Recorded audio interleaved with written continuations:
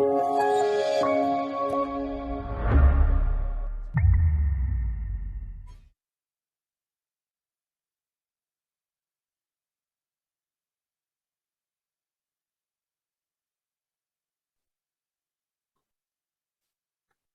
and good evening, everyone. Before we start tonight's event, let us put ourselves in the presence of God and pray. Bismillahirrahmanirrahim. Dear Almighty and ever-loving God, we glorify and thank you. You have showered us with so much blessings. Your presence continuously reminds us of your faithfulness and guidance. We humbly ask you to shower our speakers today of your greatest inspiration so they may share the most of their knowledge, heart, and soul to their respective topics. May we absorb the invaluable knowledge and put it into practice what we may learn today. We pray that you bless all the committees in charge, that they may be able to fulfill their tasks responsibly, that the objectives that they have set may all be achieved. Your infinite blessing would mean the success of this activity. May we be living witnesses of your genuine love through the enactment of the knowledge acquired through this activity. We ask this in the name of our God and Savior. Amen.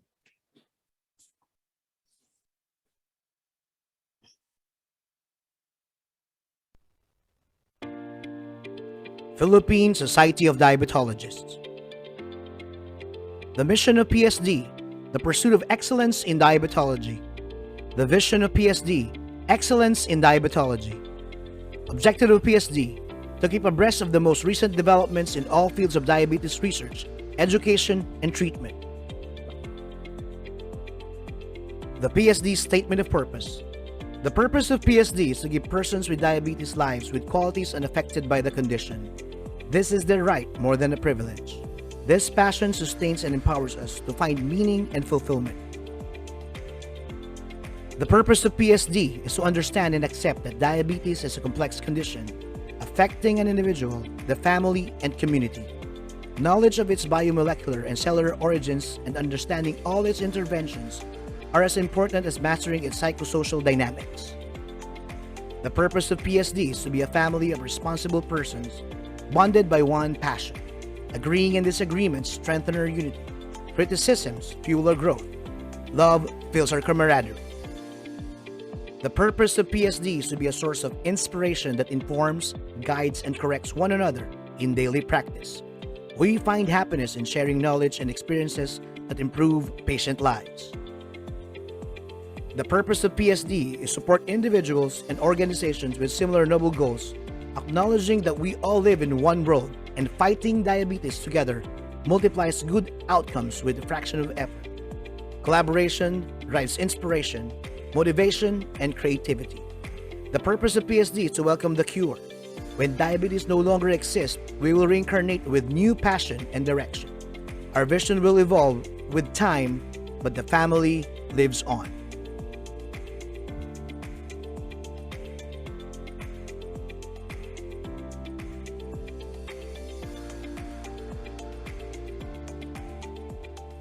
So let me now present to you the current officers and members of the Board of Directors of PSD.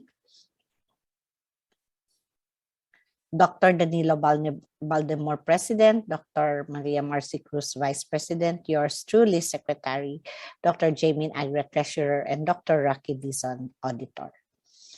So again, welcome to the fourth lecture of PSD Select. And the pandemic has caused us many problems, but we are now moving towards normalcy, hopefully. So in light of this, your board of directors and officers have created this special edition lectures to keep our alumni abreast of information in diabetes. And tonight's objective, of course, is to discuss the updates in diabetes. We have a very interesting lecture in obesity, nutrition, and the effects of COVID-19. So this is our program. We will have two speakers. First speaker will be Dr. Baltimore, who shall talk about pen needle innovation and diabetes management. This is, and then this will be followed by Dr. Ray Rosales, who shall talk about obesity and weight management updates. This lecture event tonight is a CME grant from our partner Embecta, and I would like to, they are the makers of pen needles and insulin syringes. So I would like to welcome the business manager of Embecta. He is the business manager for Philippines and Pakistan. Let's welcome Mr. Jonathan Lee. Good afternoon, dear doctors. On behalf of Embecta, formerly BD, we'd like to welcome you to this virtual symposium. I would like to thank, of course, Dr. Danilo Baltimore for partnering with us in this lecture entitled Pen Needle Innovation and Diabetes Management. Thank you to Philippine Society of Diabetology for inviting us and for partnering with us in this injection technique lecture. Thank you and good day. So thank you very much, sir, and Embecta for sponsoring tonight's event.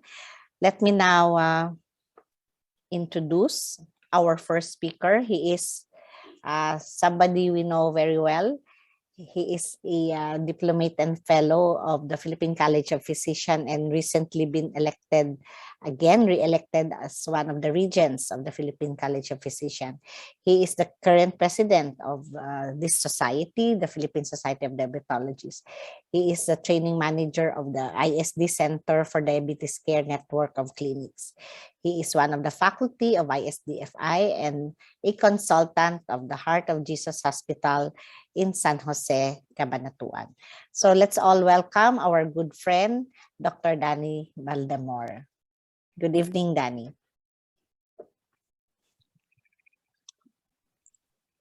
So we would like to thank our sponsor for this evening, BD, now Embecta, for the CME grant for our PSD Select.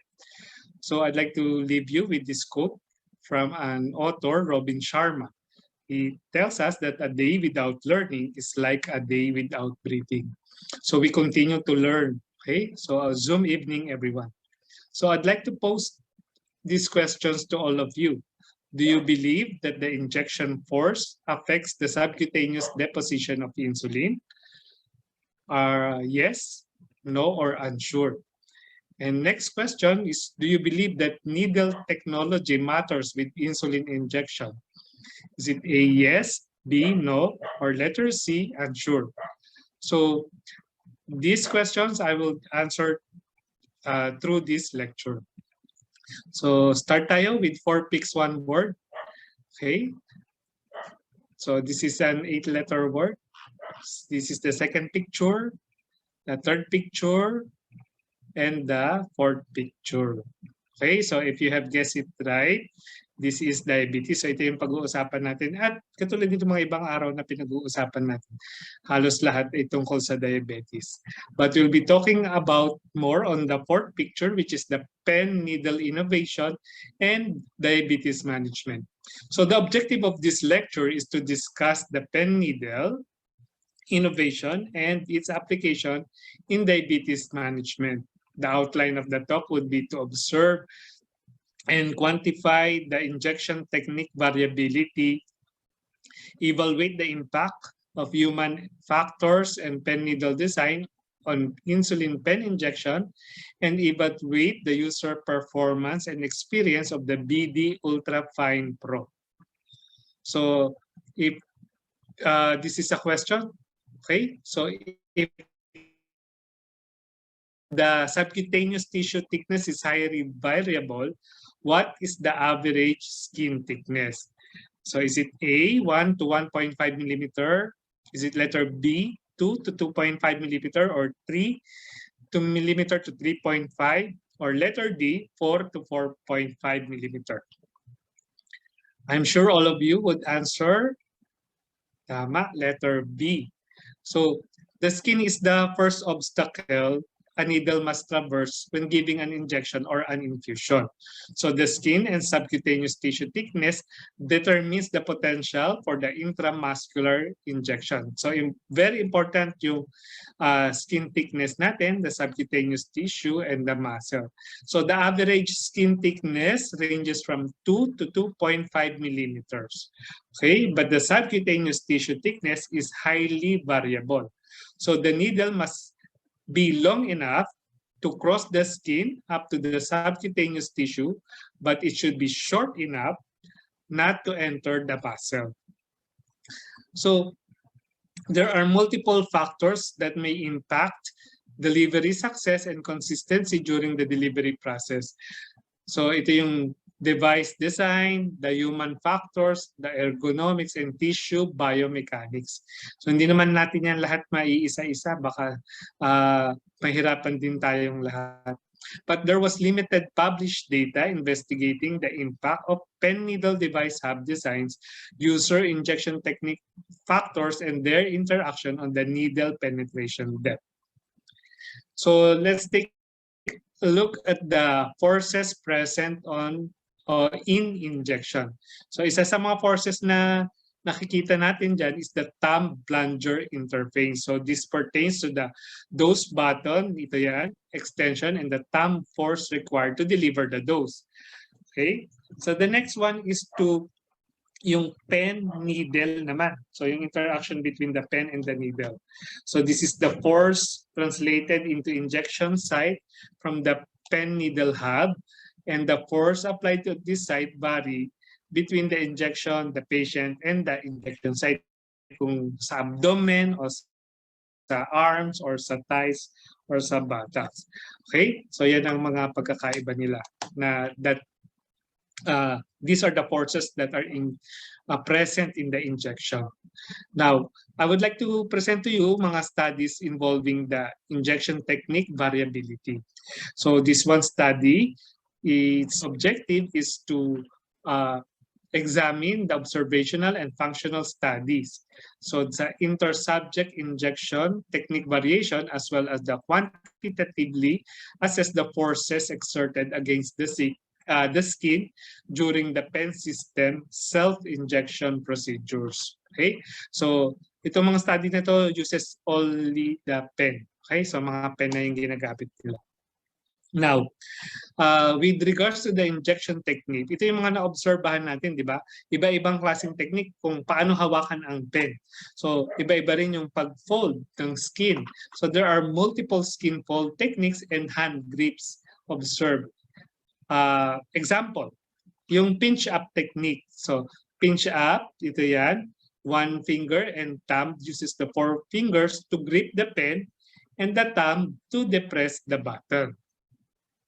Now, yung isa naman, yung entire hand, buong kamay naman ang ginamit, uses the four fingers to grip the pen and the index finger to depress the button. So yung una, yung thumb, okay?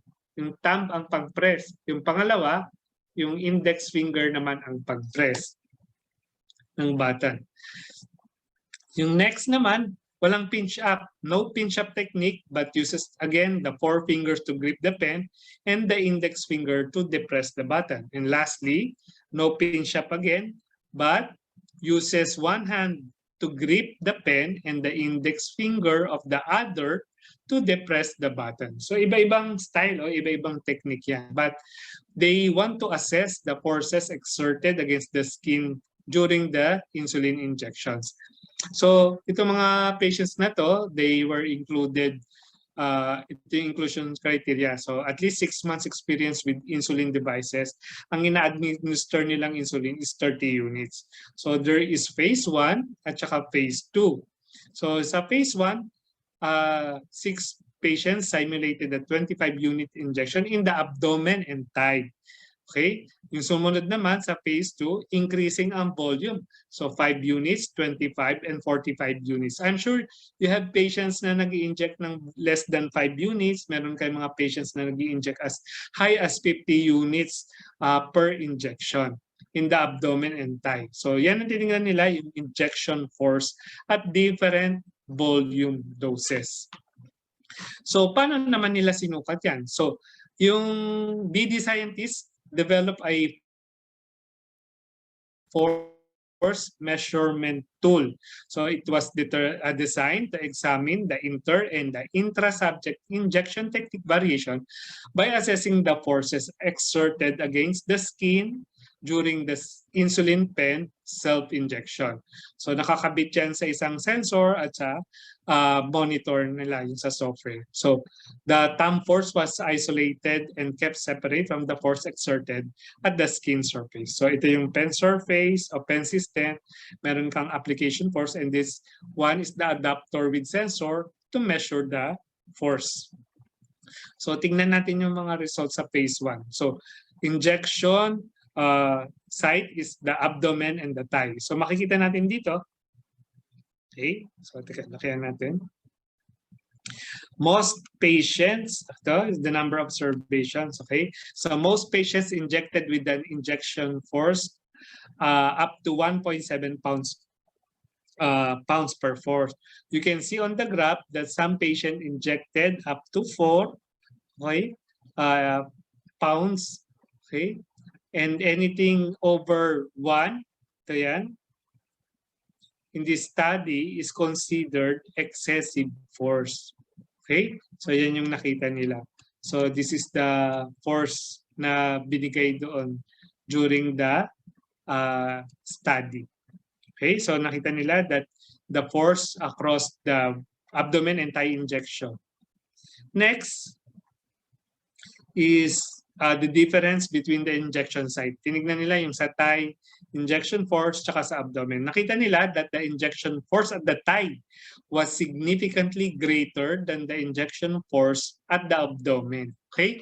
So mas mapuwersa pag nag-i-inject sa thigh kasi minsan 'di ba parang mas matigas siya because of the muscles. Tapos sa abdomen naman mas madali siya. So nakita rin nila yung site access and ergonomics and skin sensitivity. Now, looking at the phase 2, ito yung variation in the injection force with increasing doses. Okay, so 5, 25, and 45 units. So they found out that there is slightly higher forces applied to injection pad compared to direct skin contact.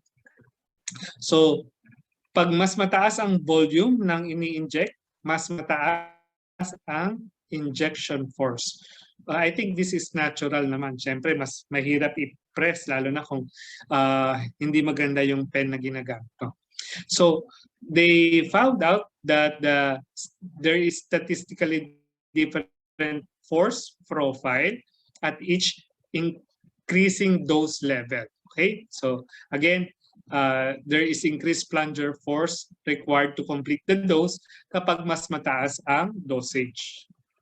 Now, they concluded that an individual's preference and comfort level completing the injection procedure results in various injection techniques. So, iba-iba yung technique natin para dun sa mas madali nila maibigay yung insulin. The peak forces applied to the skin are variable. So, across population, so yung thigh and the abdomen. And then larger doses volumes were associated with increased application forces, and the injection technique of an individual in the injection force variability are factors that may affect the consistent insulin delivery to the subcutaneous tissue. Okay, hindi lang yung karayom, hindi lang yung pag-inject, it's the way you inject or the force you inject. Now let's go to another study on evaluating the impact of your human factors and pen needle design on insulin pen injection.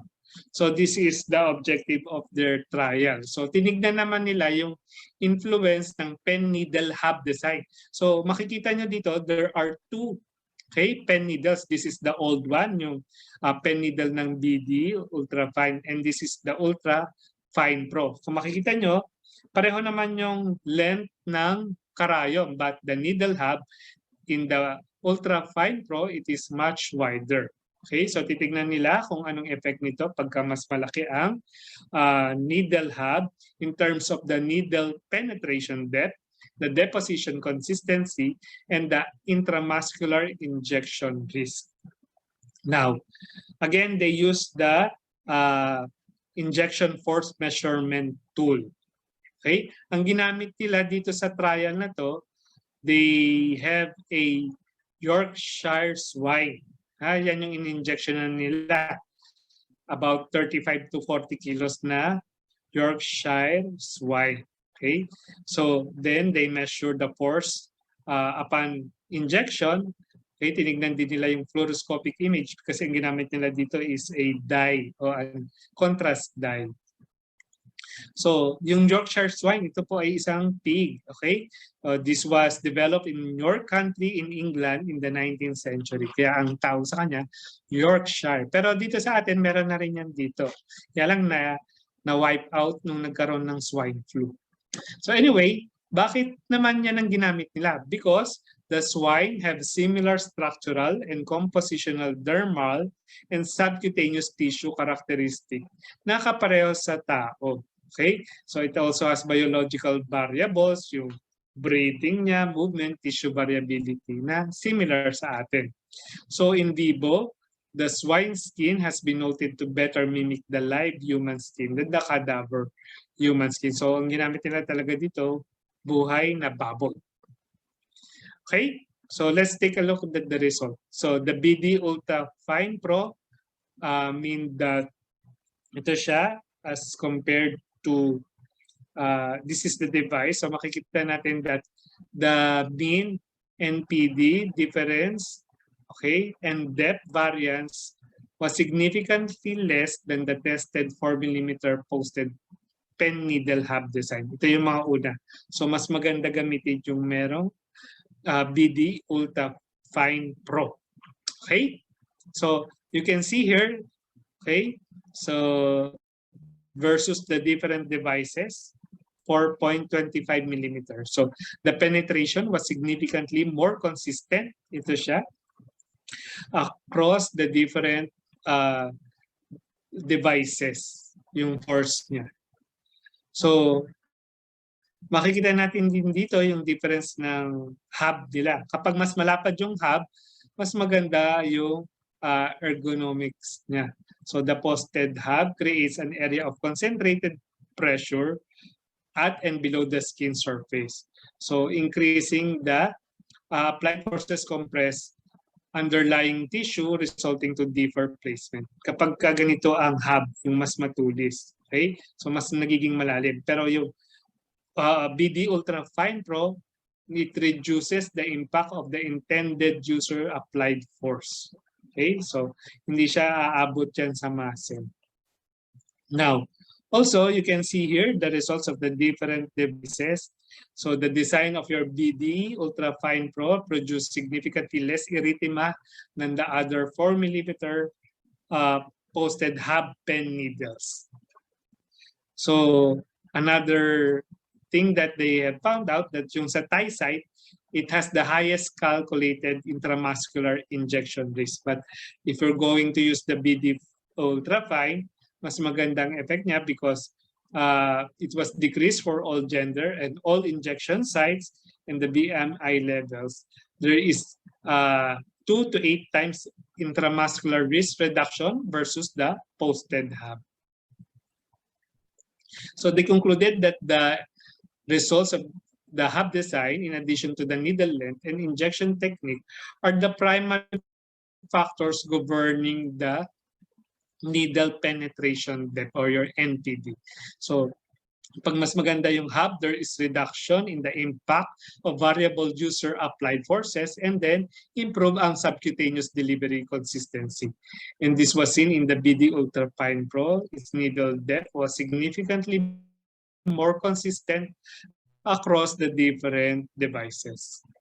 Now, this is the last trial. Yung evaluation naman yung user performance and experience naman with the use of your Ultra Fine Pro. So, makikita natin, ito na yung BD Ultra Fine Pro. It has a newly engineered 4mm pa rin siya, 32 gauge pen needle. Okay? So sa ibang bansa, ang tawag sa kanya NanoPro. Okay?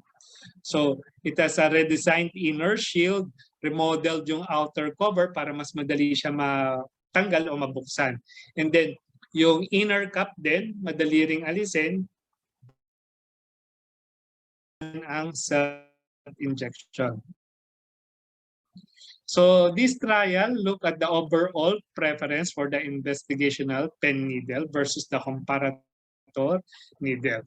Okay? And then these are the different secondary outcomes listed here. Okay? Yung comfort, the ease of use, injection pain, and anxiety associated with needle stick injury.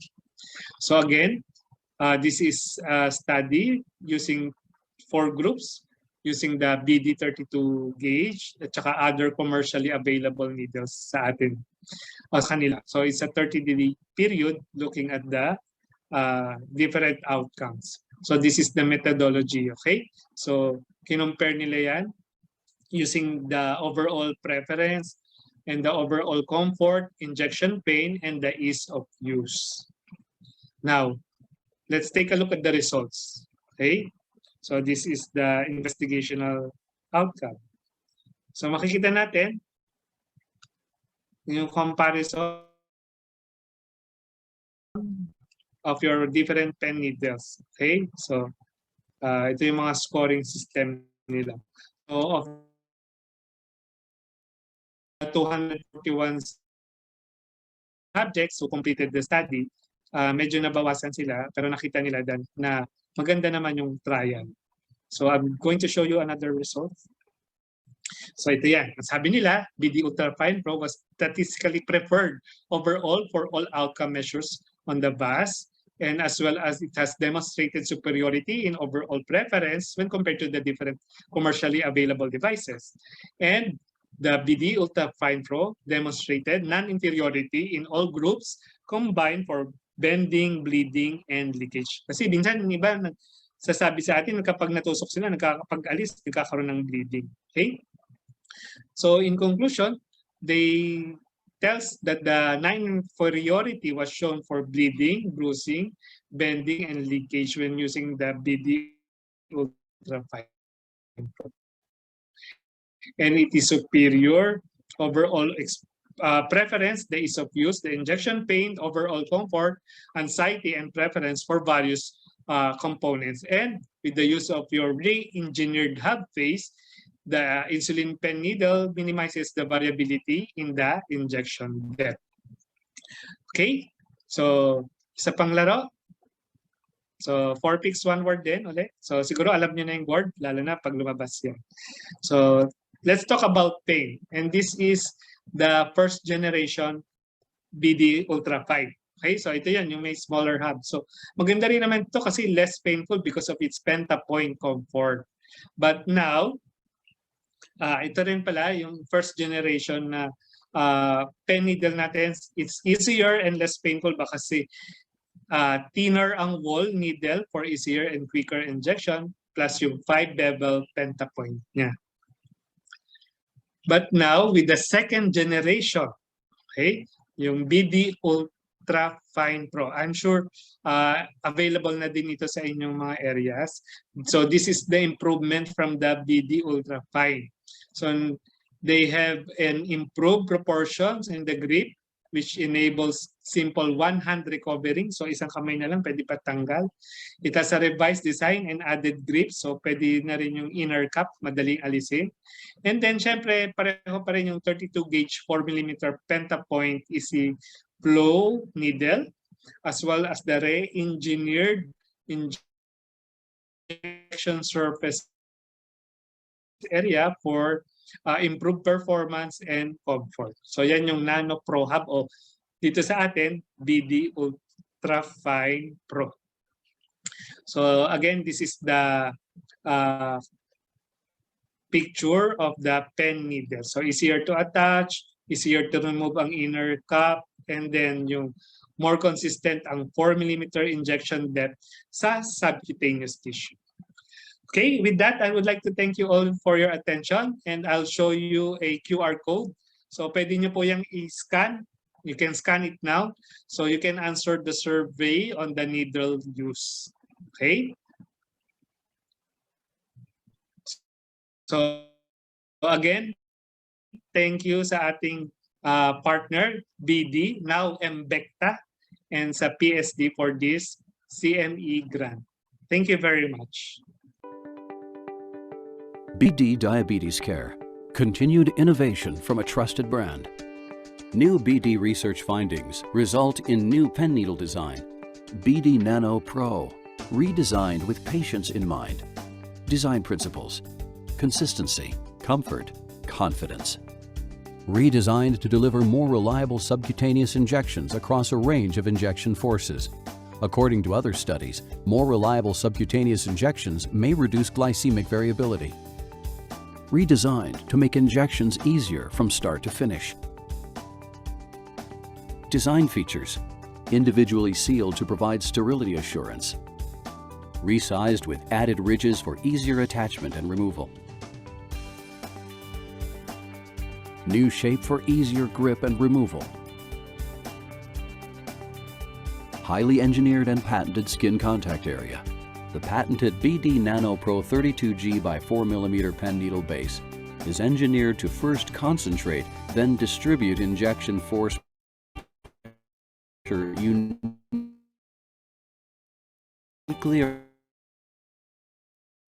around the injection site to support more reliable 4mm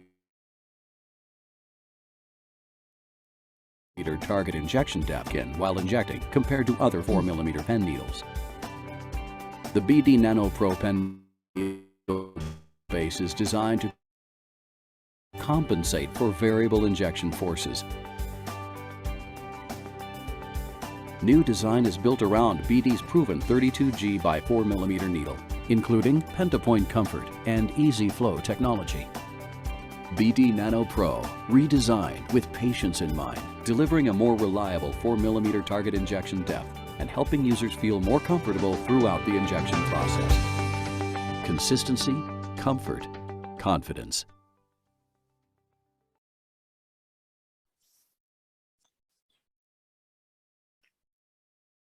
So thank you very much, Mbecta, and thank you.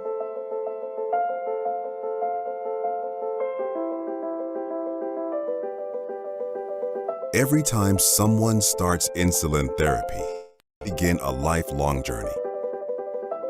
One that's shared by millions of people around the globe. No matter what your treatment plan looks like, you should never have to face diabetes alone. We're right by your side and have been for nearly a century.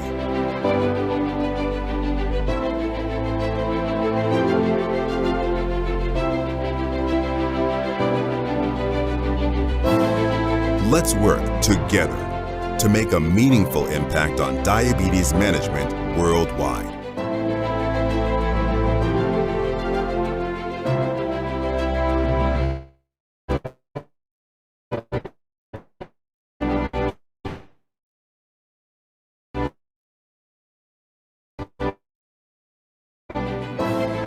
We are Mbecta. Live a life with diabetes can be a life unlimited.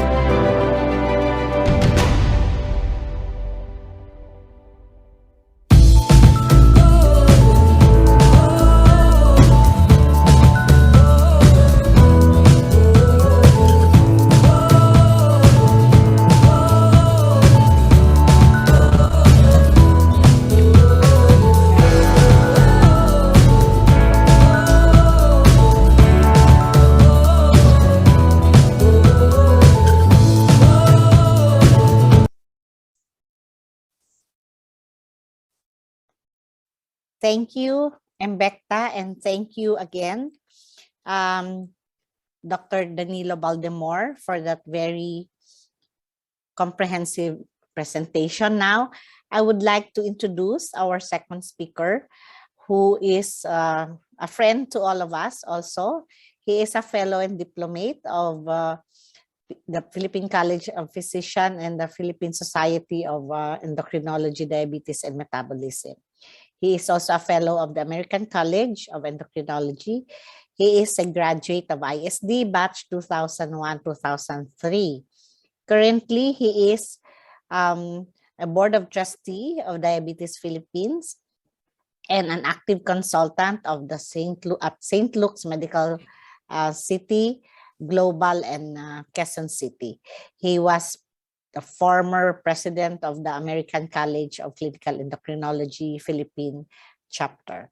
So without further ado, I would like to welcome our second speaker, Dr. Ray Rosales. Good evening, Ray. Good evening, Dr. Rafat, and again, allow me to take this opportunity to thank PSD for inviting me for this PSD Select series of lectures. Can you now see my slides? Yes, Ray. Okay, so I was given the task to talk about updates in obesity. And hopefully, I could give you what is the latest innovations in the treatment of overweight and obesity. So before that, my disclosure, I have no disclosure to tell you about this lecture. By definition, let's talk about what is obesity. It's an exaggeration of normal adiposity. It represents accumulation of unhealthy fat mass. It is now recognized as a chronic disease with multiple complications. And it's not just a cosmetic concern, but also a risk for some health problems. So how do we measure obesity, and what are the anthropometric measurements that we need to use so that we can classify correctly our patient?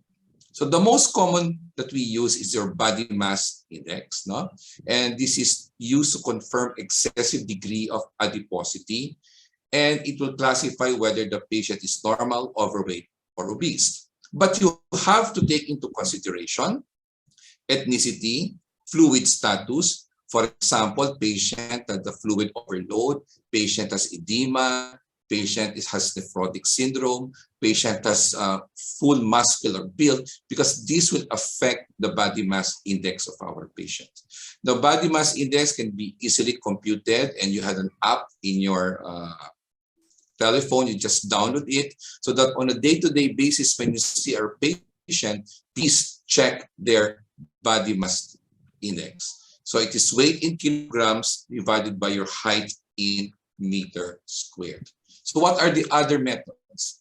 Number 2 is your bioelectric impedance. It's a method of measuring body composition based on the rate at which an electric current travels through the body fat.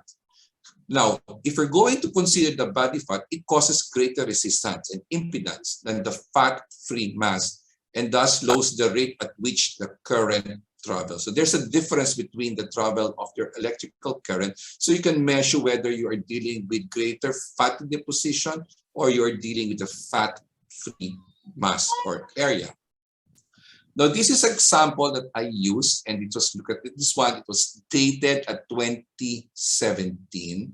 So we have a bioimpedance check there, and this is what we use in the Weight Management Center. Based on this bioimpedance, my body fat is around 23.9 kilograms, or 29% of my body weight. And I am already in the red line. There is also measurement here regarding the presence of your fat-free mass or your muscle mass. And there's also measurement of your visceral fat. So it seems that looking at this level, I may be already at risk of other cardiovascular problem because of my visceral adiposity. Okay. Hopefully 2017, now it's 2022, there's a big change in my visceral adiposity. Other methods like your DEXA, your dual energy X-ray absorptiometry, this is what you use for your osteoporosis, your bone mineral content measurement. But here we can also use to measure body composition. We measure also your fat, your total body mass, and this is also helpful in determining the percentage of your body fat distribution.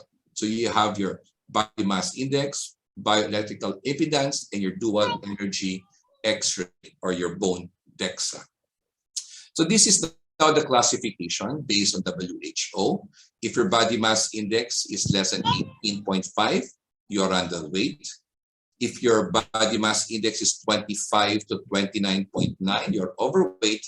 And if it's more than 30, you are considered obese. You are having extreme obesity if your body mass index is more than 40. But we have a different Asia-Pacific classification for obesity. And among Filipinos, if your body mass index is less than 18.5, you are considered underweight. You are normal if you're 18.5 to 22.9. Here, overweight is even lower, 23 to 24.9. And if your body mass index is more than 25, then you are already considered obese. So you may compute your own body mass index later after the lecture, so you would know by Asia Pacific guidelines on what classification you belong to. Now, how about waist circumference? Again, for Asians, for male, you should not go above 90, and this is around 35 inches. And for females, you should not go above 80 centimeters, that's around 30 to 31 inches. Because above that, remember, waist circumference is an indirect measurement of the possible visceral adiposity. And when we talk about visceral adiposity, it is now related, we all know, that it increased risk for cardiovascular disease and type 2 diabetes. The fat that is deposited in our visceral area can cause inflammation, insulin resistance, hyperinsulinemia, leading to glucose intolerance, and perhaps also altered triglycerides and, of course, endothelial dysfunction. So now we have to correlate also our waist circumference with visceral adiposity and the risk for a cardiovascular disease and diabetes. So obesity is now a global pandemic. Approximately 650 million are considered obese, and the global organizations now agree that obesity is a chronic medical disease. So now let's look at the Philippine data, and this was done by the FNRI the year 2013. But they use here a cutoff of BMI of 30. Overall, during that year of 2013, around 6.8% of the total population were considered obese. And much of the population are in the age 30 up to 60 years old. So let's divide among males and females. Similarly, you would notice that the average age wherein there is the peak or when we have increased adiposity is from the age 30 up to 60 years old. But here you would notice that females predominantly are more overweight to obese compared to their male counterpart. So now on the same survey, let's look on the factors associated with overweight and obesity among adults in the Philippines, and you'll be surprised. So this is the data comparing the trend from 1993 to 2015, and there is a constant increase in the percentage of malnutrition. And we are considering the red straight line is overweight and obesity. So from 16.6 in 1993 to 31% of the adult Filipino patients, 20 years old and above, are now considered overweight to obese. And what are the factors? Of course, adequacy of energy requirement, and this is regarding the amount of caloric intake that we are consuming. The odds ratio is at least 1.3. Type of residence, if you stay in the city, then the odds is also higher compared to those who are staying in the provinces. Age group, I mentioned, between 30 to 59 years old to 60, the odds is twice as high to develop overweight and obesity. Here, if you are married and with a live-in partner, There's the odds of having more overweight and obesity. Well, if you are rich and if you consider yourself very rich, then the odds of getting overweight and obese is higher. Educational attainment, college degree, and even smoking is a factor that would contribute to your increased adiposity. So these are the factors that they noticed in the clinical trial they did among Filipinos adult 20 years old and above. Now, obesity is a multifactorial disease. There is an interplay of genetics, the strong role of the environment, the added endocrine problems aggravated by neurobehavioral and other medical factors that would contribute to the increased adiposity or fat deposition. And here are some causes of obesity. Genetic causes are written there. Secondary causes like endocrine problems like Cushing's, hypothyroidism, growth hormone deficiency, psychological problems like depression, eating disorders, drug-induced using your tricyclic antidepressants, use of oral contraceptives, antipsychotics, steroids, and of course, some diabetic drugs, particularly your sulfonylureas and your glitazones. Now, as I mentioned, obesity is a multifactorial disease. But what we are concerned is what you call the interplay or the important role of the environment. And this is what you call the toxic environment. And nowadays, we are limited by infrastructure. You see elevators, escalators, walkalators, and these are the things that limits our day-to-day physical activity. We're also concerned about the toxic environment with regards to the availability of food that are very high in calories. Why? They are very palatable. They can be considered inexpensive.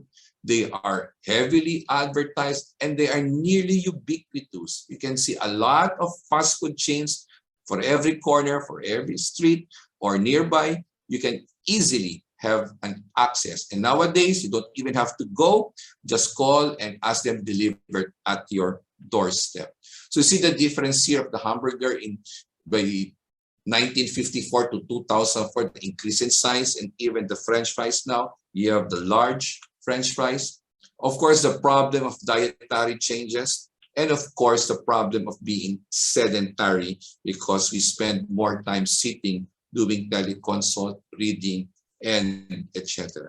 All right, so this is a toxic environment that plays an impact, an important role in aggravating fat deposition and causing obesity. So basically, when you talk about obesity, it's just the result of energy imbalance. There is decreased energy expenditure and there is increased caloric intake. So you have eaten buffet today, but you did not have any physical activity. You stayed at home, you watch your Netflix, then you accumulate calories, and these calories are now being stored in your fat cells. Remember, for every gram of fat, you can store 9 calories compared to your muscles or your proteins. So if there is excess calories, they are now deposited in your fats and your fat cells gets bigger and bigger. So what are the obesity-related medical conditions? This is very important. Particularly now, we are concerned for our diabetic patients. But there are other related medical conditions that is important to consider when you see one patient that is overweight or obese. We know that there is a relationship between overweight, obesity, and the incidence of type 2 diabetes. Other medical problems like cancer, osteoarthritis, hypertension, sleep apnea, they're all related to the expansion of ectopic fats, particularly in your visceral organs, and what we call dysfunctional subcutaneous fat. These dysfunctional subcutaneous fats are also pro-inflammatory. They increase cytokine release. They have decreased adiponectin. Of all the adipokines, adiponectin is one that is good for diabetics, but among these patients who are obese, there is a decrease in adiponectin. And of course, other problems that may be related to your fat and that not only concerning cosmetic, but other related conditions, which I will mention later.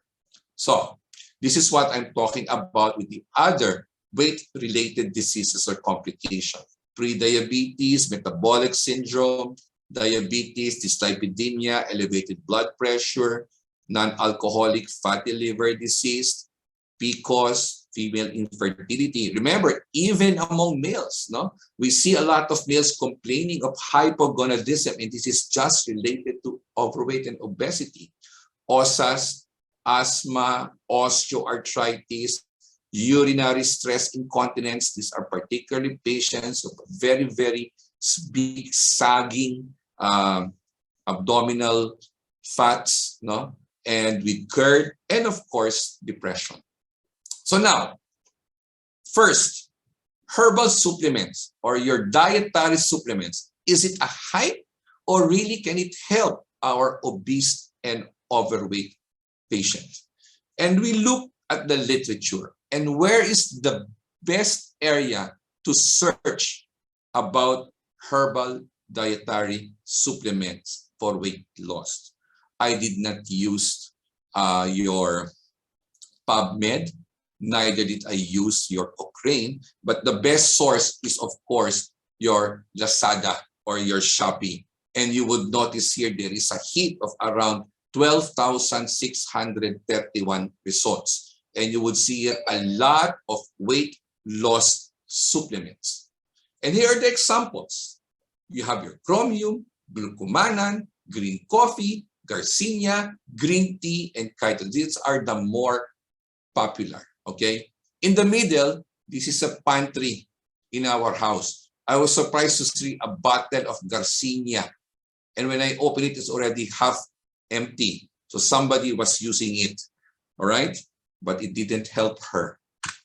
So why herbal dietary supplements?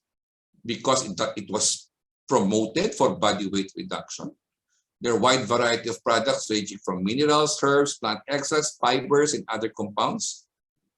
And it can be described as your fat burners, melting or flushing fats, miracle weight loss, natural weight loss, magic bullet, and other hyperbole that can convince you to try and buy the product. So what's the concern? Toxicity, because it's never been studied. Adulterants, contaminants that with the imported products, we don't know what are the other contents. Variability of its active ingredients, risk to special populations, those patients who are children, pregnant, or those with chronic diseases like with heart, renal, or liver problem. It could be an added burden because sometimes it's expensive. And for example, of course, the more important thing is the potential to have a drug interaction with the ordinary drugs that's being taken by your diabetic patient. So what are the warning signs if you're looking at it? Real science is exaggerated. They say you need carnitine to burn fat, but you don't need to take it as a supplement because your own body makes it. It claims to treat everything. If you see that this particular product, aside from helping you to lose weight, and there are a lot of other medical problems that can be treated, and that is a vague statement. Personal testimonials and anecdotals, remember, there should be a clinical study that requires large sample size. People sometimes get spontaneously better or feel a placebo effect. So testimonials from individuals aren't trustworthy. Suspicious language. If you notice, if there is a term secret ingredient, ancient remedy, and miraculous cure, please take note of that and you don't need it. So why herbal dietary supplements? They say it's natural and perhaps safe. Do not perceive the need to seek assistance or a healthcare professional. They don't even have to go to you and ask for a prescription because they can just buy and order it anywhere. It's over the counter and you can buy it through Lazada and Shopee and what else you can have. Now, just to make the story short, and this is the summary. These are the weight loss supplement commonly seen. Does it work? Kaitusan, green tea, chromium, glucomannan, garcinia, L-carnitine, green coffee, bitter orange. As you can see, no reliable evidence to support its use. Next page. How about the other? Guar gum, raspberry, African mango, probiotics, pyruvate, hoodia, grapefruit, cactus pear. Again, no reliable evidence. So that's why in the Canadian guideline for obesity, they don't even recommend these kinds of herbal dietary supplements because of the lack of clinical evidence. Hence. All right. So when you talk about strategies in weight reduction, the baseline treatment or the fundamental to weight management should be three-pronged: dietary therapy, physical activity, and behavioral therapy. I mentioned three-pronged: diet, physical activity, behavior. Pharmacotherapy is just second line. Patient should have a baseline dietary consultation. They should be encouraged to have increased physical activity and a motivation or behavioral therapy. So what should be our goal in weight management? Substitute the term healthy weight than for an ideal or landmark weight. So it's so difficult when a patient comes to your clinic and say, Doc, I'm weighing 90 kilos. I would like to be around 70 or 75 kilos. No, those are not ideal. It should be a healthy weight because there are other problems that we are to consider, not only the actual weight reduction. The principal outcome in the treatment of obesity should be to improve the health of the patient by preventing or treating weight-related complications. So remember, as physicians, what is important? We encourage and advise them to lose weight because we would like to improve their health. So accept slow incremental progress to goal. Short term, 3 to 6 months, at least 5 to 10% weight loss. And it seems it's achievable. Intermediate goal, maintenance of weight, and long term is additional weight loss if desired, or long-term weight maintenance. So the easiest, 3 to 6 months, at least 5 to 10% of your baseline weight. And I think that is achievable. All right. So this is the point, that the important thing of telling us how much is that you need to lose weight in order to have a clinical outcome benefit in terms of this metabolic syndrome, prediabetes, diabetes. As you can see here, around 5 to 15% of your weight loss is enough to improve this medical condition. But those patients with really severe steatohepatitis, they need to lose more, 10 to 40%. Those patients with problems of infertility, more than 10%. Those patients, again, with sleep apnea, asthma, osteoarthritis, urinary incontinence, these are the medical-related diseases complicated by overweight and obesity. Again, at least 10% of the baseline body weight should be reduced. Okay? Now, the three important things: meal plan, that is your diet. First is at least reduce caloric intake, 500 to 750 kilocalories per day deficit. And that can be translated into 1 to 1.5 pound weight loss per week. There are different meal plans. Meal replacement is also very important in the very low caloric diet. No? We'll not discuss the nutritional point of view here because I think in the next lecture there will be discussed about nutrition itself. No? Physical activity, again, they mentioned aerobic physical activity, 150 minutes in a week that can be divided into 3 to 5 separate days. Resistance exercises, at least 2 to 3 times per week. Make sure the patient is not sedentary. And the more important thing, oftenly neglected, is behavioral treatment, because this is very, very important. Here again is the meal plan, physical activity, and good thing my friends are not here. This is what happens after 2 years in the COVID era. And Nines, Kleng, and Rene, I hope you are here. If not, good thing you did not see this picture.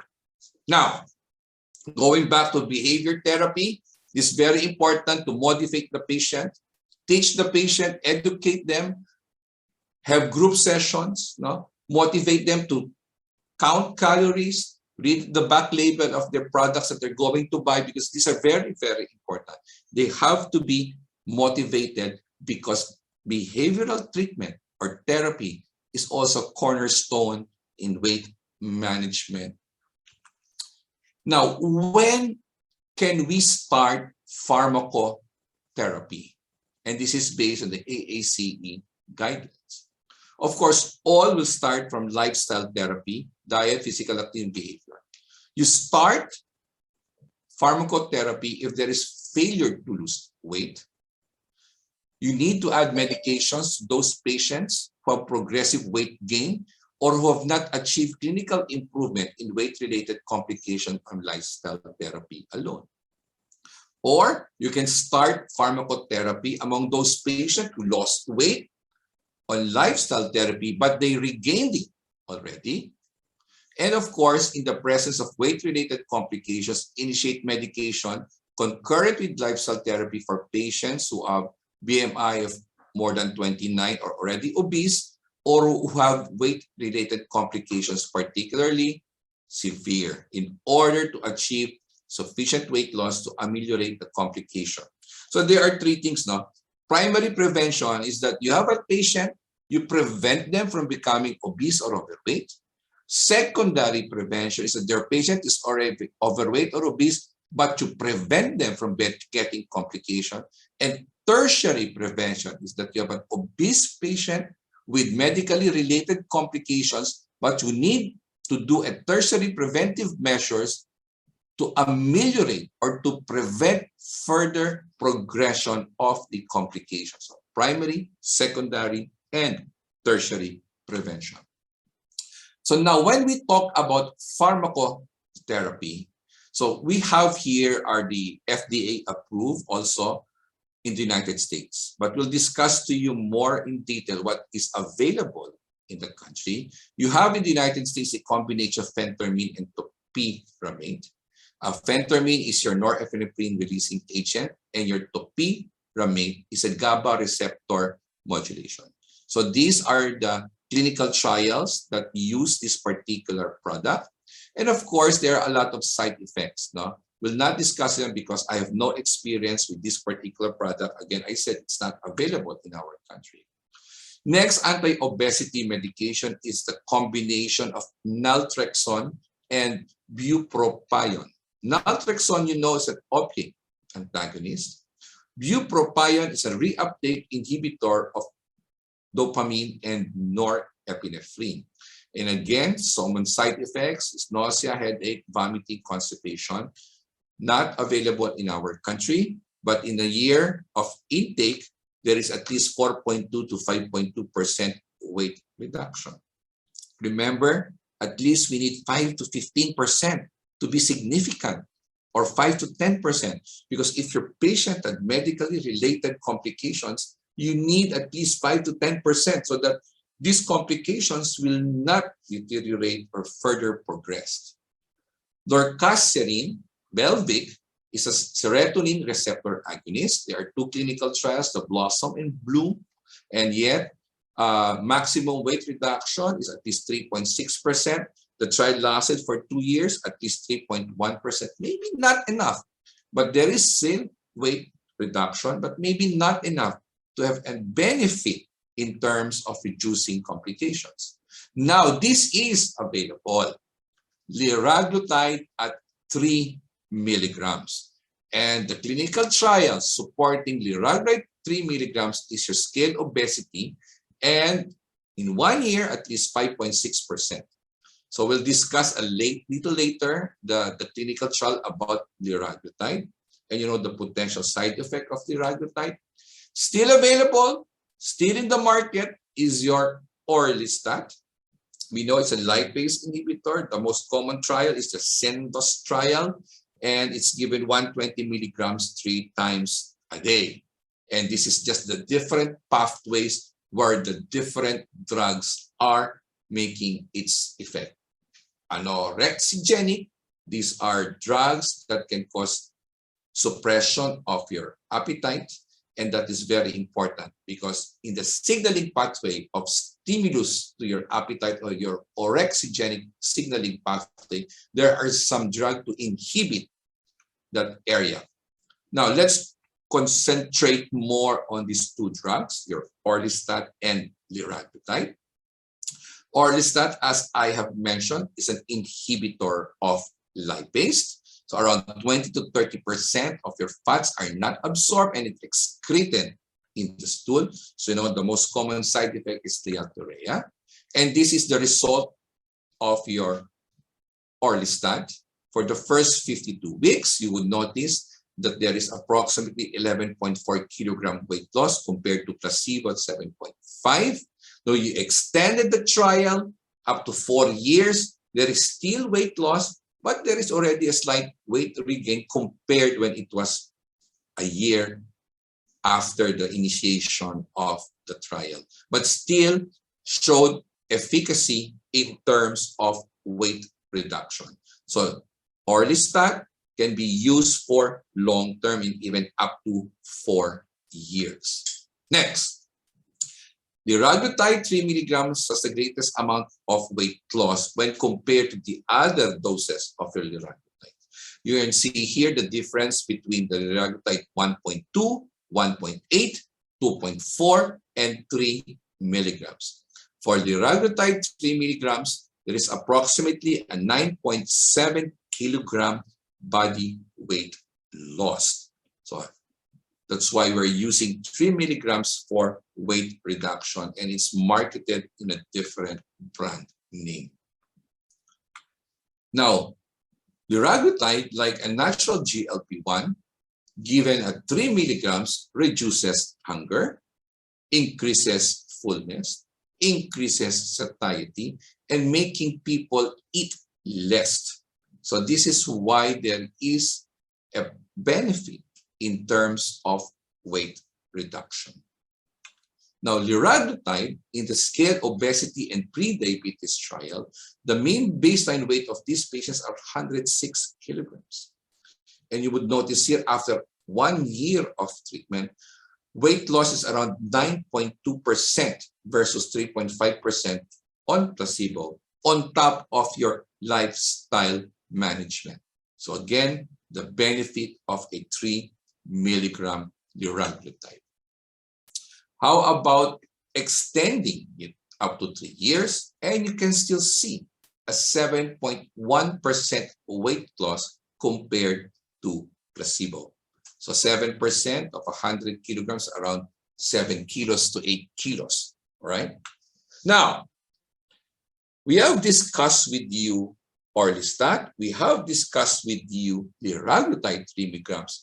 Now, we are all aware about another GLP analog, your semaglutide, which is given once a week for the treatment of type 2 diabetes. But now, a once-weekly semaglutide can be given as a treatment for overweight and obesity. So, I would like to share to you the step 1 clinical trial using our semaglutide. So semaglutide is given 0.25 once weekly for 4 weeks, up titrated to 0.5, up titrated to 1, up titrated to 1.4, until you are already at 2.4 milligrams given once weekly. Remember, the dose of semaglutide for weight reduction is at 2.4 milligrams. This study was conducted among patients who are obese, BMI of more than 30, or a BMI of 27, but with already weight-related comorbidity. In this clinical trial, diabetes was excluded. So these are non-diabetic patients. All right? So let's look at the endpoints of semaglutide 2.4 milligram clinical trial.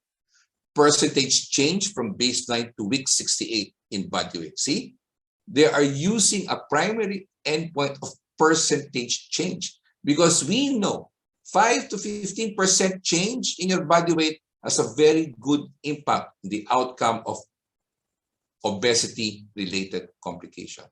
Achievement of body weight reduction of more than 5% from baseline. Other secondary endpoints how much patient or the percentage of patient achieving more than 10%, 15% weight reduction from baseline, change in their waist circumferences, change in systolic blood pressure, scoring, or what we call quality of life scoring, and other secondary endpoints. Hopefully, we'll try to show to you the important results later.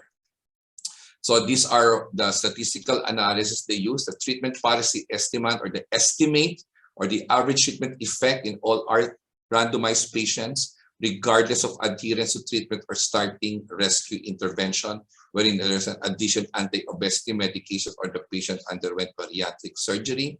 And the secondary estimate, or quantify the average treatment effect in all randomized participants, assuming they remained on that treatment level without rescue intervention. So anyway, there's not much difference.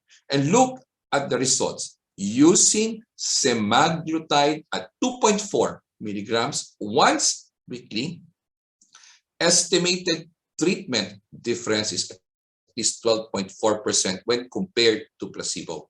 But in this side of the treatment arm using semaglutide, there is a 15% reduction of at least the percentage of weight loss compared to baseline.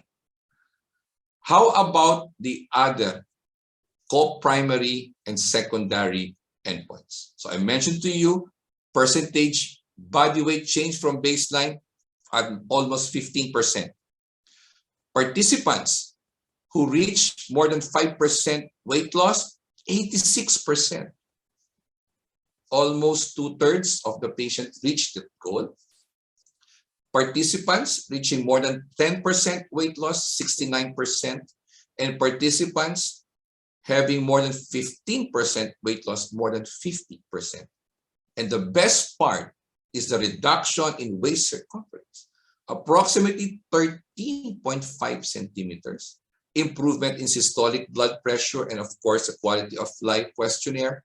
More scores, better quality of life. So there are more patients reaching the targeted percentage in weight loss, reduction in BP, reduction in waist circumference. And the other benefits, as you can see here, in terms of weight in kilograms, 15.3 kilograms. How about HbA1c? 0.5% reduction. Fasting plasma glucose, less than 8. BP, more than 2.8 diastolic blood pressure reduction, and improvement in your lipid parameters, okay? Because this is a ratio of baseline and the current value. So the lower the value, it means that there is improvement or reduction in your cholesterol, HDL, LDL, and free fatty acids, and triglycerides, all right? So here, HDL is more than 1. It means that there was an increase of your HDL compared to your baseline, because if you do the ratio, then it's more than 1. If it's less than 1, that's also good, because for the cholesterol, LDL, VLDL, free fatty acids, and triglyceride, it means that the numerator is less than the denominator. Then you have a value that is less than 1, and it means that there is a reduction in these lipid parameters. Okay? Now, what about the side effect? We know the side effect of your semaglutide when you use it for the treatment of diabetes or controlling the blood sugar. But if I use a higher dose, you still expect the same problem: nausea, diarrhea, vomiting, and constipation. Most of it are still gastrointestinal effects. Here, as I mentioned, nausea, diarrhea, vomiting, constipation. This is the event rate and whether is it severe, moderate, and mild. The red one is severe. Not that much. Very, very minimal. In fact, discontinuation in the clinical trial because of the adverse GI side effect is not significant. So there is no significant change of the gastrointestinal side effect, even if you increase the dose of semaglutide. So what was the conclusion in this clinical trial using semaglutide for weight loss in non-diabetic patients? In adults with overweight or obese without diabetes, plus lifestyle intervention was associated with substantial, sustained, and clinically relevant mean weight loss of at least 14.9%. When you use semaglutide 2.4 milligrams, you have more patients achieving the desired percentage in weight loss, be it at 5%, 10%, 15%, or 20% after a 68-week trial. Semaglutide was also proven to improve cardiometabolic risk factors. And of course, their safety was consistent with other GLP-1 receptor agonists in general. And do not forget the common side effect, nausea and diarrhea, that could be either mild to moderate. That, of course, hopefully, patient will continue the same drug to continue weight management. Now, I'd like to show to you the step 8 trial. And now this is comparing your semaglutide 2.4 versus your liraglutide daily injection at 3 milligrams. Now, which is better, your once weekly or your daily liraglutide? So here, there are, of course, 4 groups, your semaglutide and placebo, your liraglutide and placebo. So we know how to use your liraglutide. You give it, you start at 0.6. After 1 week of daily injection, you up titrate it to 1.2 daily. After 4 weeks, you up titrate it to 1.8. Then you up titrate it to 2.4 until you reach 3 milligrams daily. For the semaglutide, as I've mentioned, you start at 0.25 for 1 month, 0.5 for another month, 1 for another month, 1.7 for another month. Then you increase it to 2.4 once weekly as your therapeutic dose to be used in this clinical trial. And again, excluded in this trial are the diabetic patients. And what is the primary endpoint? Percentage again in the change in body weight, comparing semaglutide 2.4 versus your liraglutide 3 milligrams. And of course, you would like to see the percentage of patients who reach more than 10, 15, or 20% reduction from baseline. Other supportive secondary endpoints almost similar: cardiometabolic risk factors, change in body weight, and of course, the importance of looking at the other parameters like your lipids, fasting insulin, and your CRP. Same analysis, and you would notice here the results. When you look at the darker color, the navy blue, that is your usage of your semaglutide. The lighter color or orange is your liraglutide, and the other one, the gray color, is your placebo. And you would notice estimated treatment difference is 9.4%. So among those patients being given semaglutide at 2.4 milligrams, 15.8% reduction baseline compared to baseline. And it's also consistent in the step 1 clinical trial. See, 15%. Now, percentage of patients reaching more than 5%, 10%, 50%, 20%, you would notice there is a significant difference when you use semaglutide compared to your liraglutide. And how about the percentage or the actual body weight kilogram weight loss? Here, 15.3 kilograms versus 6.8 kilograms in liraglutide. Almost similar to the previous study of the scale for liraglutide and for the step 1 study for your semaglutide. Waist circumference difference for semaglutide 13.2 centimeters, for liraglutide at least 6.6 centimeters. Improvement on blood pressure favoring semaglutide, improvement in your lipid parameters favoring again your semaglutide. How about the CRP changes and fasting serum insulin? There's marked reduction favoring semaglutide. All right. Side effect, of course, they are both GLP agonists, similar: nausea, constipation, diarrhea, and vomiting. So in this step 8 clinical trial, semaglutide 2.4 once weekly resulted in significantly greater weight loss compared to liraglutide 3 milligrams. Participants were significantly more likely to achieve clinically meaningful weight loss. Clinically meaningful weight loss, more than 5%. That's meaningful when you use semaglutide. Weight loss benefits with semaglutide 2.4 were accompanied with greater improvements in several cardiometabolic risk factors, reduction in your CRP, systolic, diastolic blood pressure, lipid parameters, fasting insulin, a lot.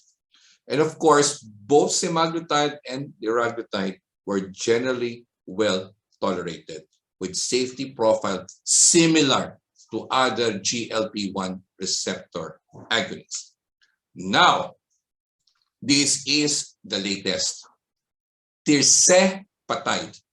In the last lecture of Dr. ADL or Litonwa, he already mentioned tirzepatide for the treatment of diabetes.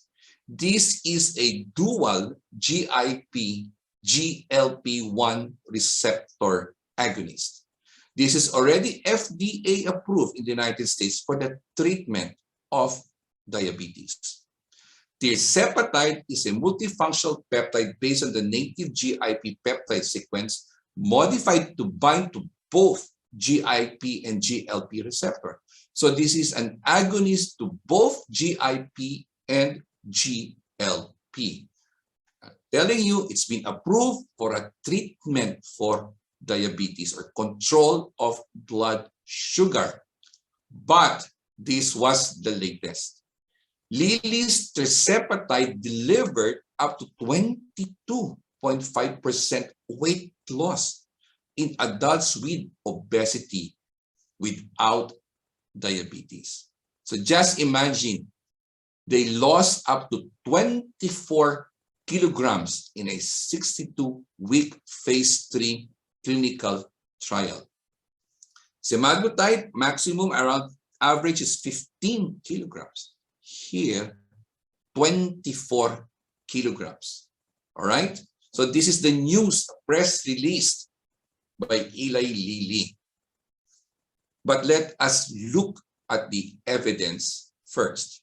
So GLP-1 receptor agonism, you know its effect in the central nervous system and the GIP-1 receptor, okay? In the central nervous system for the GLP-1, it increases satiety, decreases food intake that causes nausea, and of course helps in body weight. For your GIP, your glucose-dependent insulinotropic polypeptide receptor, it also decreases food intake. It also decreases your body weight. The other benefits of GIP, as you can see here, increases insulin, also increase your glucagon. There is improvement of insulin sensitivity in your subcutaneous white adipose tissue, increased lipid buffering capacity, increased blood flow, etc. In other words, a combination of GLP and a GIP is a way to go in terms of sugar control and weight loss. So let's look at the evidence. This is the SURMOUNT clinical trial. So there were 3 doses of tirzepatide that was used in this trial. One at 5 milligrams once weekly, 10 milligrams once weekly, and 15 milligrams once weekly. And the baseline weight is around 104.8 kilograms. And when a patient uses or exposed to 15 milligrams, an estimated of 22.5% reduction in terms of body weight comparing to baseline. So as much as 23.6 kilograms. Although in the 10 and 15 milligram treatment arms, tirzepatide becomes the first invitational drug to deliver more than 20% weight loss on the average in phase 3 clinical studies. So in 2 doses, 10 and 15, a lot of these patients, more than 20% weight loss compared to your baseline body weight. 5 milligrams already showed a strong result, demonstrated 16% mean weight loss. Okay. So how about the percentage of patients achieving weight loss? 5 milligrams, 89%, 10 milligrams, 96%, 15 milligrams at 96% of those patients have at least a body weight loss of more than 5%. How about more than 20% weight loss? 55% among those patients exposed to 10 milligrams and 62.9% among those patients exposed to 15 milligrams. So this is on top of behavioral, diet, and physical activity. So this is now a drug waiting for approval to be used once weekly for overweight and obese patients. So this is a potent drug that can help significantly achieve the targeted benefit in terms of the percentage in weight loss. Okay.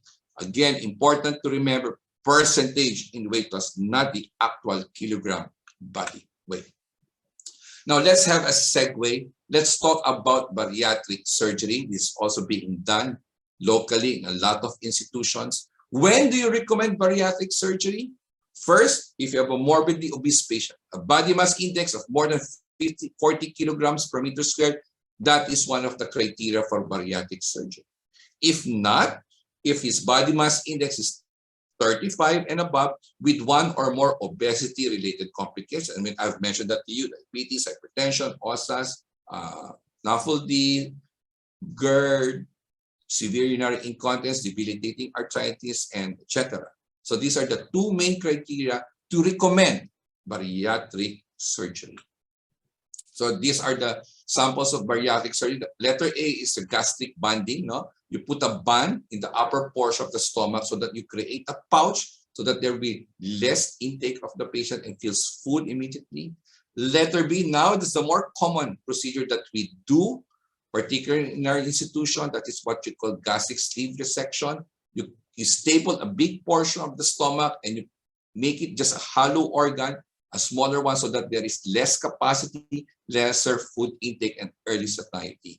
And the other one is your gastric bypass. You staple a portion of the stomach above and you get a portion of the small intestine, connect it to the pouch, and the food that is being taken directly goes to the small intestine.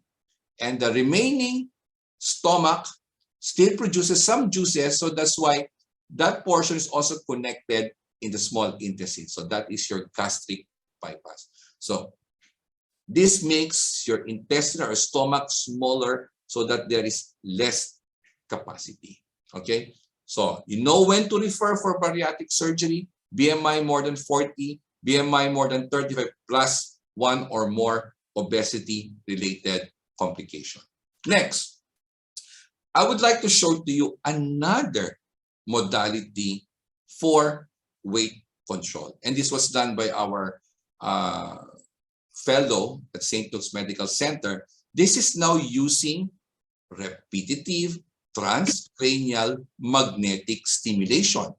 It's just like putting magnetic waves in the brain and weight loss among obese Filipino patients. So what was the result here?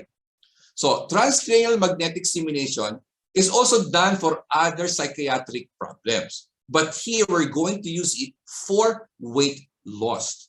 So they delivered magnetic waves at a high frequency. And when you involve a particular area in the brain, that is your dorsolateral prefrontal cortex, you stimulate it and it will decrease patient's appetite by decreasing food cravings. So nawawala yung stimulus to crave for food. And of course, this treatment is not free from any side effect, but they are mild: headache, stinging skin sensation, and nausea. All right? So what was the result? Conclusion in this clinical trial, there was effectively a decrease in body mass index and weight from baseline to 4 weeks. But after 6 to 12 weeks, the benefit is gone already. So in this drawing, that is your DLPFC, dorsolateral prefrontal cortex, where you hit that area with the magnetic waves. But unfortunately, this clinical trial, they only did it for less than 2 weeks and around 4 sessions. So if we're going to look at the weight changes in the left upper panel of the figure, after 4 weeks, there is a significant difference. The red is the placebo, and the other color, the light blue, is for your patients exposed to the treatment arm. So there was reduction. Body mass index was also significantly reduced within the first 4 weeks. But after 4 weeks to the 6th week, the benefit was already gone because it was not continuous. The exposure was only 2 weeks and around 4 to 6 sessions only. Okay. Now, what are other weight loss devices? And these are FDA approved. Gastric balloon. I have a patient exposed to that procedure, gastric balloon, but after 6 months, you have to remove that already. So what happens if you have a gastric balloon inside? It's a space occupying lesion. So there is something in the stomach that makes you feel full. So a patient more often than not complain of nausea and vomiting. On the right side is Plenity. Plenity naman is a tablet or a capsule that you take.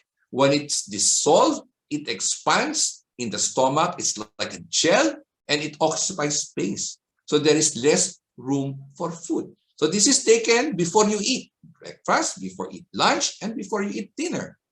And the last one in the middle, this is your Aspire Assist. It's just like a gastrostomy tube. So there is a port and that tube is inserted in the stomach. You open the port and you release the food content. And you can see the bottle there. So it's just like eating, then there is a port, you open it up, then you remove. That's why there is aspire, aspirate the digestive juices, the food in the stomach, and out into a bag or a container. So these are FDA approved weight loss devices. So we're almost done with the lecture. So what is my take-home message? First, there's increased prevalence of overweight obesity in our country. Please make sure that every patient that enters in your clinic compute for their body mass index. Perhaps if you have more time, then you can also measure their waist circumference. Obesity is becoming a public health concern because of the associated comorbidities or the other medical related diseases. Remember, the cornerstone of treatment is still lifestyle therapy, and pharmacotherapy can be used as an adjunct to lifestyle. And to remind you, herbal supplement is just a hype, does not give you health, it's just an added burden cost to your patient. I've discussed to you the two more commonly available drugs in the country, your orlistat and liraglutide 3 milligrams. I have presented to you the semaglutide being used as a treatment for obesity and overweight at 2.4 milligrams, which showed better results compared to your liraglutide 3 milligrams. I have presented to you the latest, that is your tirzepatide, a GLP-1 GIP dual agonist that can offer a greater weight reduction. I have discussed to you or shared to you one slide regarding bariatric surgery and its indication. And of course, the things that we do at our center like this transcranial magnetic stimulation, then perhaps if there is a continuous or we prolong the clinical trial, we would see benefit in the long run. So I think this is my last slide. And to cap it all, with exercise and diet, and I think my 3 good friends are healthier right now. If they are here, thank you for listening. If you are not here, I made amends because you can see here, you are well built with 6-pack muscles. And thank you for your kind attention. Fatma? Yes. Thank you, Ray, and congratulations once again. You always give us very nice lectures, and tonight is even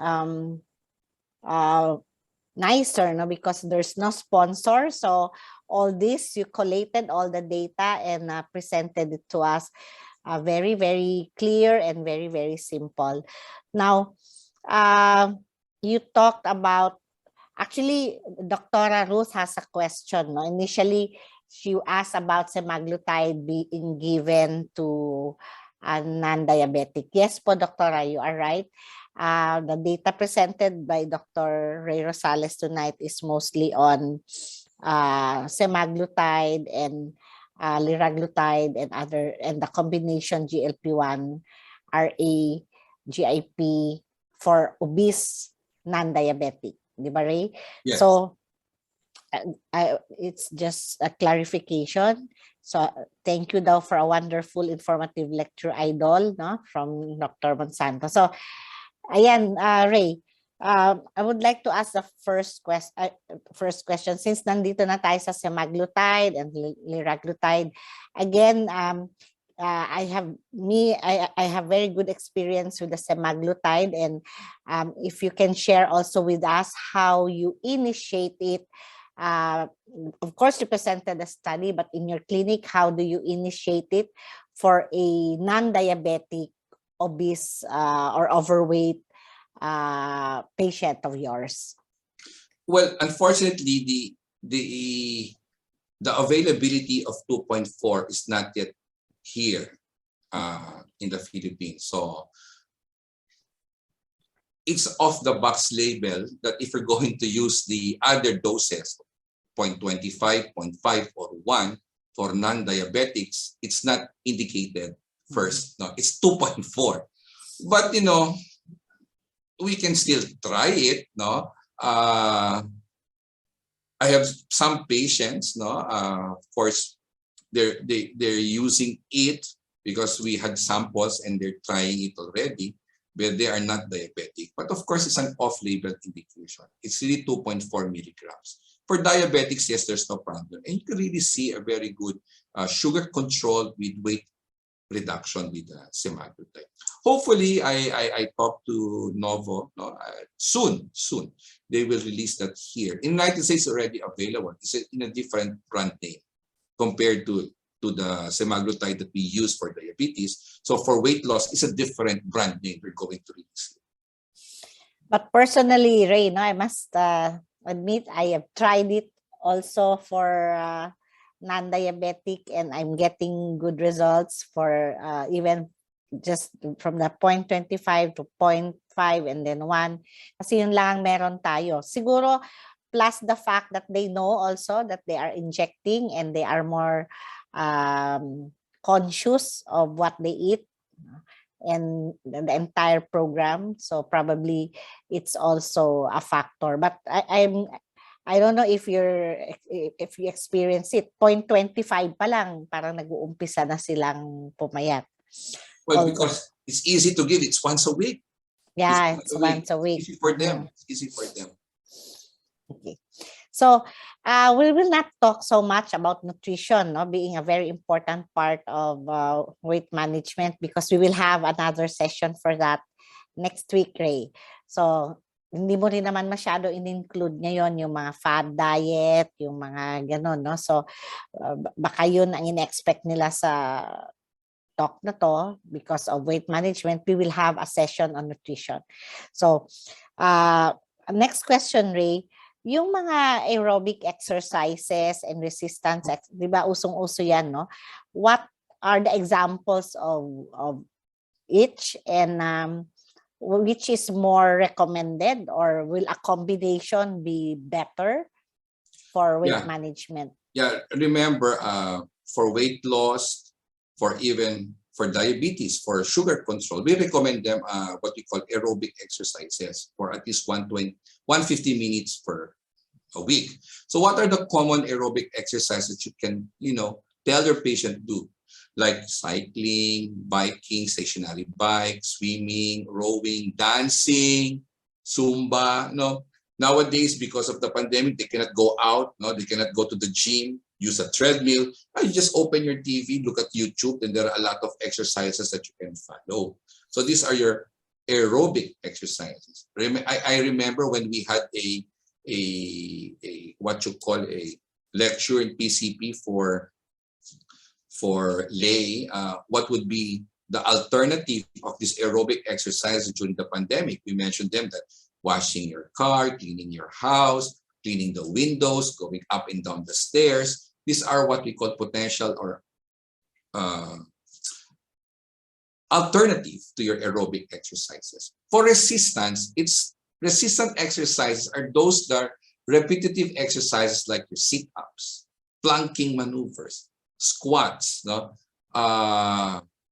These are very important because it also tones up your muscle and also help expend energy because you're doing some resistance training. They are very, very effective, especially when you combine them with your aerobic exercises.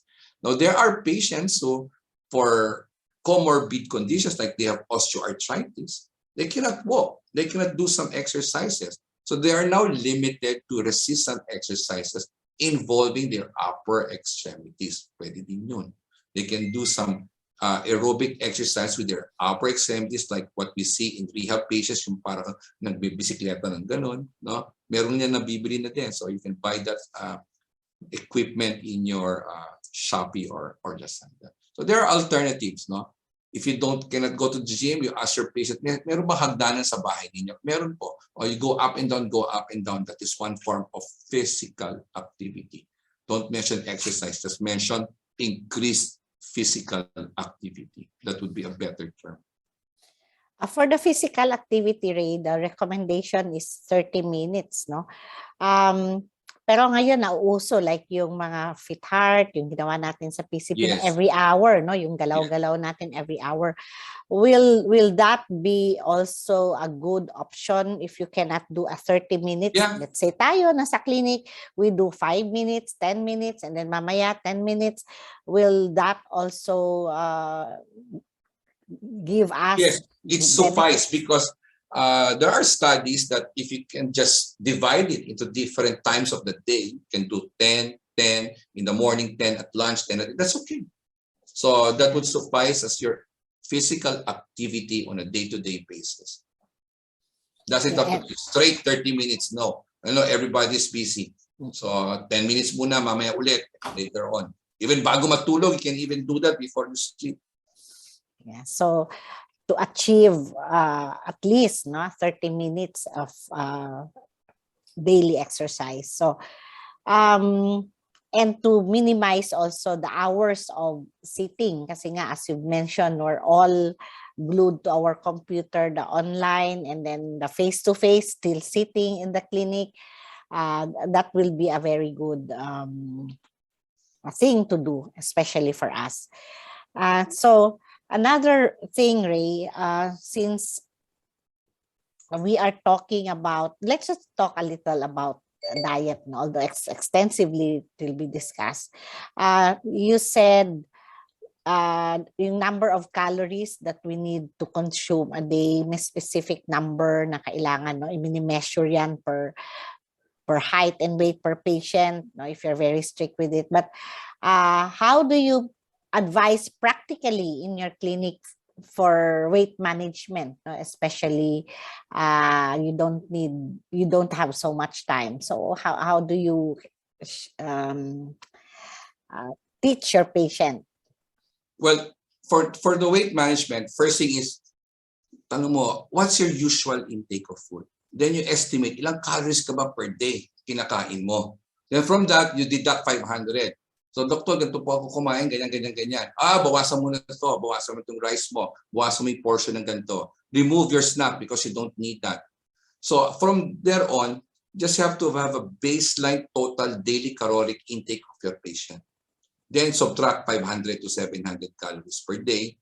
And that is one way of reducing calories. Remember, obesity is the balance between caloric intake and energy expenditure. So here, you have to reduce caloric intake at least 500 to 700 kilocalories per day. So that's the easiest way. If not, tawag ka ng dietitian, call for help. We write them, I need weight management for this particular patient. And dietitian na magtatatanong sa pasyente. Ang lahat, i-release na ng dietitian. He will compute, she will compute, this is your estimated total daily caloric requirement. Then from there, they can start it na. Yeah. Okay, I agree, Ray. I do the same. I just very practical, no? Whatever it is you consume now, which made you very overweight, you start cutting it down and then increase your physical activity. So minsan kasi pag masyadong technical na hihilo ang hindi nila masundan, no? But it's always nice for those who are motivated to be given a good session by a nutritionist. Kasi nga lagi tayo nagmamadali sa clinic. Now, Ray, let's talk a little bit about meal replacement. How do you prepare for meal replacement?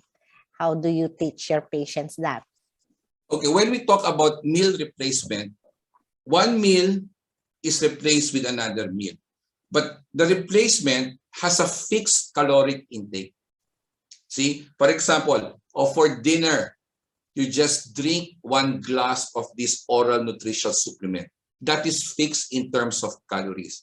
Rather than asking the patient to have their usual dinner, you replace it with an oral nutritional supplement. It could either be anything. Your Ensure, your Boost Optimum, your Glucobest, anything.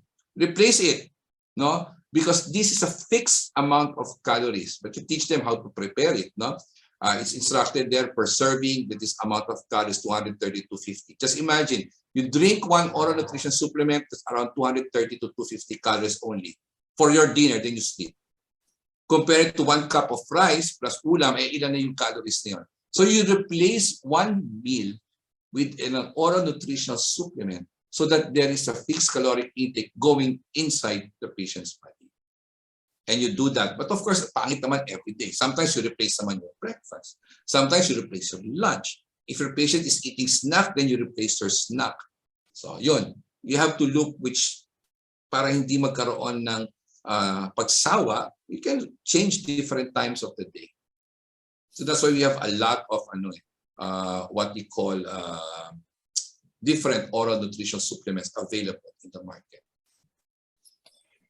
Well, let me check, Ray, if we have questions from the audience. May tanong po ba dyan? You can raise your hand or you can type your questions here. Okay, thank you. Excellent lecture. Congratulations. So, I think that's it, Ray. We had a very good information and exchange with you. And maybe you have any few words for our friends here listening to you? Yeah, so after the lecture, now go on and compute your BMI. So you will now classify yourself and you need to have weight intervention already. Remember, our age group is really the one that in the Philippines, the highest percentage in terms of adiposity or weight problems. So we belong to that age group. So let us be considerate in our own health, all right? So try to spend more time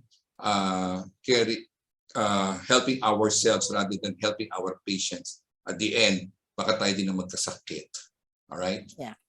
Thank you and good night for everybody. Okay, so mag-picture taking daw tayo, sabi ni Ma'am Lynn. Okay, Ma'am Lynn, please open your cameras, everyone. Open na lang po ng camera. Thank you po. Hello. Sure lang po. Ang ilaw. Okay po, dun po sa iba, pa-open na lang din po. Thank you po. Okay po, 1, 2, 3. Wait lang po, isa pa po. Hindi ko na nakikita. Wait lang po. Okay po. 1, 2, 3. Thank you po. Okay na, Lynn? Okay na po, Doktora. Thank you po. So, ayan. So, once again, maraming salamat, Dr. Ray Rosales. Maraming salamat, Embecta. And maraming salamat sa lahat ng nakinig sa atin ngayong gabi. And we would like to invite you once again for our lecture series next week. No, not next week. Next month, June 25, Saturday, 6 p.m. Ang speaker po natin si Dr. Rimatan. And yun nga, nabanggit ko, All About Nutrition by Dr. Olive Quizon. So, our moderator will be Dr. Dizon. So that's it.